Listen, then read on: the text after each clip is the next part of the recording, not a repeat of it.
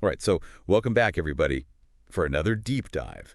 And this time, well, we're doing something a little different. We're diving into just one source, one book. It's called ishiyesi.pdf, and I don't speak Arabic, but Yeah, I think that translates to like the energy of life. right, the energy of life. Okay, so that sounds pretty interesting, right? Yeah, very intriguing. So the author's name is Ushiensi. Ushiensi, yeah. Okay, and translated by Osenia. Mm-hmm. And what we have are excerpts. I mean, it's not the whole book. Mm-hmm. But what's really cool is that even with just these snippets, these little pieces, there's enough here to really get us thinking. Definitely. So let's dive in and see what we can uncover about this idea of the energy of life. Okay, so right off the bat, I mean, what struck me was how Ushiensi, the author, Yeah. compares this life energy to like an invisible web An invisible web, okay. that connects us all. Like we're all part of this larger energetic system. Right. It's almost like we're all plugged in, to this same source. Yeah, exactly. Like nodes on a network.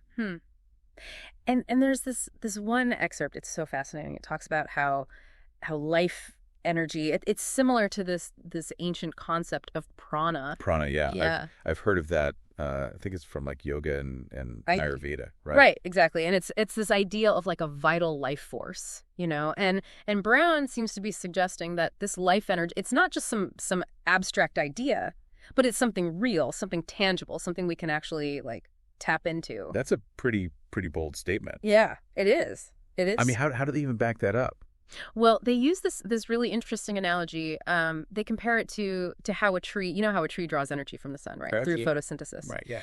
Brown's suggesting that humans, we can draw a similar kind of energy, but from our interactions, our experiences, even our emotions. Okay, so we're all like trees soaking up energy from everything around us. Yeah, in a way, but I think it's a little more nuanced than that. Okay, well, yeah, because there was this other part where Brown talks about willpower being super important, like our individual willpower, right? Like being the key to actually harnessing this energy. Right, and that's where it gets really, really fascinating because it seems like there's this kind of interplay between this universal energy that connects us all and then our own individual ability to direct it, to use it. So it's not just enough to just be like a tree and just soak it up, right? Right, yeah. It seems like we have to be active participants. Active, okay. Yeah, we have to make choices.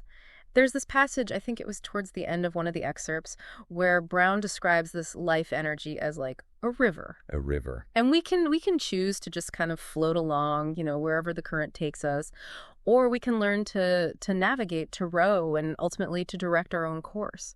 Okay, I like that. I like that a lot. It's like we're not just leaves in the wind. We actually have some say in where we go and how we use this energy. Exactly. So what does that mean for us then? I mean, if we could actually learn to grasp this life energy and guide it, I mean, what could that do for our lives, our relationships? What about our potential? Well, that's the big question, isn't it? I mean, that's what Brown seems to be getting at, that we have this huge untapped potential within us. It's not just about, our individual efforts, but how we connect with and utilize this energy that flows through all of us. And it's not just about us, right? I mean, it's about how we affect the world around us too. Right. Imagine if we could harness that energy to not only improve our own lives, but to make a real positive impact on the world. Yeah. Okay. Yeah, that's a powerful thought.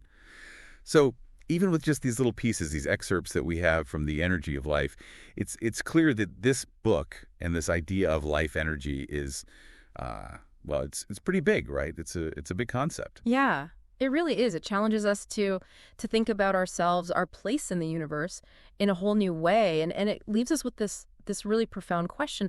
What if this concept of life energy isn't just some philosophical idea, but it's actually this fundamental force that we can learn to understand? What if we can use it to shape our lives, to shape our world? Well, that's something to think about, isn't it? It is. It is. That's all the time we have for today. Thanks for listening. Thanks, everyone.